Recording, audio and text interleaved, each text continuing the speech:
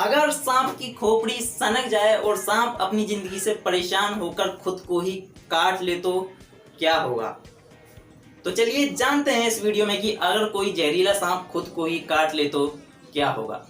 तो चलिए जानते हैं इसका जवाब। सांप अपने खुद के जहर से अपने आप को नहीं मार सकता, क्योंकि सांप की बॉडी उसके खुद के जहर के लिए इम्यून होती है। तो अगर कोई सांप खुद को या अपनी प्रजाति के किसी सांप को काट ले तो उसे कुछ नहीं होगा, पर अगर कोई सांप किसी दूसरी प्रजाति के सांप को काट ले तो वो मर जाएगा। उस दूसरी प्रजाति के सांप पर भी जहर का वही असर होगा जो इंसान को सांप के काटने पर होता है।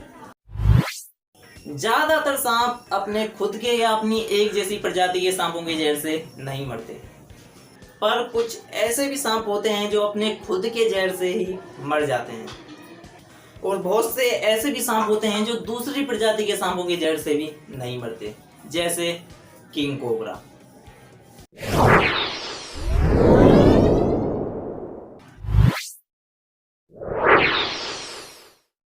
आप जब भी आसमान की तरफ देखते हो आपको बहुत सारे पक्षी नजर आते हैं, पर उन पक्षियों में से कुछ पक्षी ऐसे होते हैं जो अपने अलग ही अंदाज में उड़ रहे होते हैं, कुछ इस तरह से। तो चलिए जानते हैं इस वीडियो में कि ये पक्षी इस तरह से वी शेप बनाकर क्यों उड़ते हैं। सभी पक्षी इस तरह से नहीं उड़ते हैं।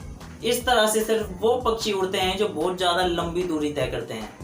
ये पक्षी वी शेप बनाकर इसलिए उड़ते हैं ताकि ये अपनी एनर्जी को बचा सकें और बिना थके तेज स्पीड से उड़ सकें। अब सुनो ये पक्षी वी शेप में बिना थके कैसे उड़ पाते हैं। इस ग्रुप में उड़ रहा सबसे आगे वाला पक्षी अपने पंखों की मदद से जो हवा नीचे ढकेलता है, ये नीचे ढकेली हुई हवा तेजी से ऊपर की तरफ आती है, जो पीछे वाले पक्षी को ऊपर की तरफ ढकेलती है, और इसी तरह से हर पक्षी के पंखों की हवा पीछे वाले पक्षी को उड़ने में मदद करती है। तो पक्षियों को कम ना समझें, क्योंकि उनमें भी दिमाग है।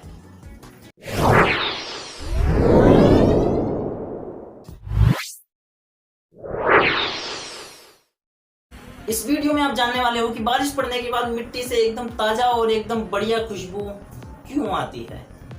तो चलिए जानते हैं इस वीडियो में कि बारिश पड़ने के बाद मिट्टी से खुशबू क्यों आती है।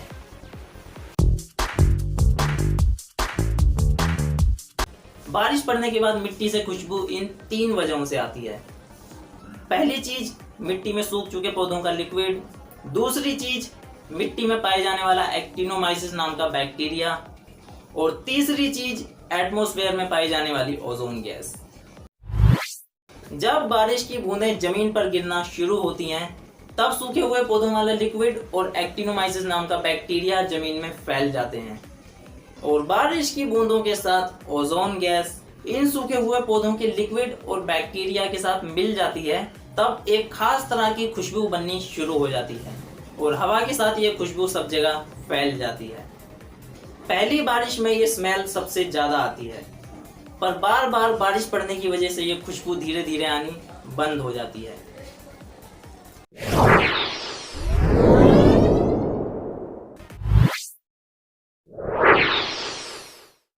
आज की इस वीडियो में मैं आपको ऐसे पौधे के बारे में बताने वाला हूं जो मांस खाकर पेट भरता है अपना। जो भी कीड़े मकोड़े इस पौधे के पास आते हैं, ये उनको खाकर पचा जाता है। इस मांस खाने वाले पौधे का नाम है वीनस फ्लाईट्रैप। जैसे ही कोई कीड़ा मकोड़ा इस पौधे के जाल में आता है, ये पौधा अपने जाल को बंद कर लेता है, और उस कीड़े मकोड़े में से पोषक तत्व निचोड़ लेने के बाद ये पौधा उस कीड़े मकोड़े को पचा जाता है। ये पौधा अपने जाल को दोबारा तब तक नहीं खोलता जब तक ये पौधा उस कीड़े मकोड़े को पचा ना ले।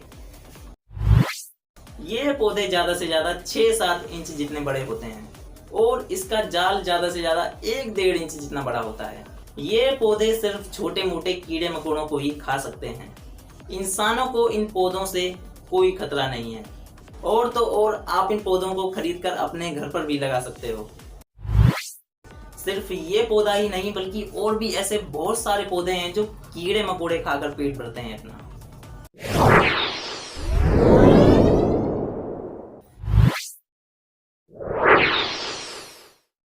दुनिया का ऐसा सवाल जिसका जवाब देने में लोगों की हालत खराब हो जाती है कि पहले मुर्गी आई या अंडा। तो तैयार हो जाओ और जानते हैं इस वीडियो में कि पहले मुर्गी आई या अंडा। तो चलिए जानते हैं इस सवाल का जवाब। जिस तरह से बंदर चिंपांजी जैसी प्रजातियों से धीरे धीरे इंसान पैदा हुए, उसी तरह से मुर्गी भी अपने पूर्वजों से पैदा हुई। मुर्गी के पूर्वज कुछ इस तरह के दिखते थे। मुर्गी के लास्ट पूर्वज का नाम रेड जंगल फॉल था। इसी प्रजाति के किसी पक्षी के अंडे से पहली मुर्गी पैदा हुई। इस प्रजाति के किसी पक्षी के डीएनए में चेंजेस होने की वजह से पहली बार उस पक्षी ने ऐसे अंडे को जन्म दिया जिसमें से मुर्गी पैदा हुई, और उस मुर्गी से और मुर्गियां पैदा होनी शुरू हुई। देखो, शॉर्ट आंसर ये है कि मुर्गी अंडे से पैदा हुई, पर जिस अंडे से मुर्गी पैदा हुई वो अंडा मुर्गी का नहीं था।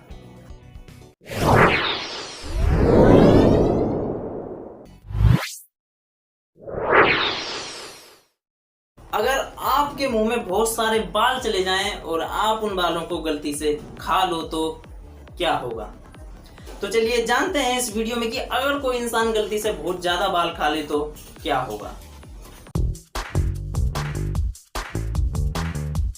देखो, हमारा पेट हमारे बालों को नहीं पचा सकता, पर अगर हमारे पेट में गलती से 1-2 बाल चले जाएं तो हमें कुछ नहीं होगा। वो बाल बिना पचे ही खाने के साथ टॉयलेट में निकल जाएगा। पर अगर आप गलती से या जानबूझकर बहुत सारे बाल खाते रहो तो वो बाल आपके पेट में ही फंसे रह सकते हैं और आपके पेट में बालों के गुच्छे बन सकते हैं इस तरह के, और वो बालों के गुच्छे आपकी आंतों में फंस सकते हैं और आपकी आंतों में रुकावट पैदा कर सकते हैं, जिसकी वजह से आपको अस्पताल की सैर करनी पड़ सकती है। देखो, शॉर्ट आंसर ये है कि अगर आपके पेट में बहुत सारे बाल चले जाएं तो आपके पेट और आपकी आंतों में बहुत ज्यादा दिक्कत आ सकती है, पर अगर आप गलती से 1-2 बाल खा लो तो आपको कुछ नहीं होगा। तो अगर आपको खाने में बाल दिखाई दें तो उसे तुरंत बाहर निकाल दें, और इसी तरह की नॉलेजेबल वीडियोस देखने के लिए अभी हमारे चैनल को सब्सक्राइब करें। तो अगर आपने अभी तक हमारी वीडियो को लाइक और हमारे चैनल को सब्सक्राइब नहीं करा तो क्या कर रहे हो? जल्दी से इस वीडियो को लाइक और हमारे चैनल को सब्सक्राइब कर दो।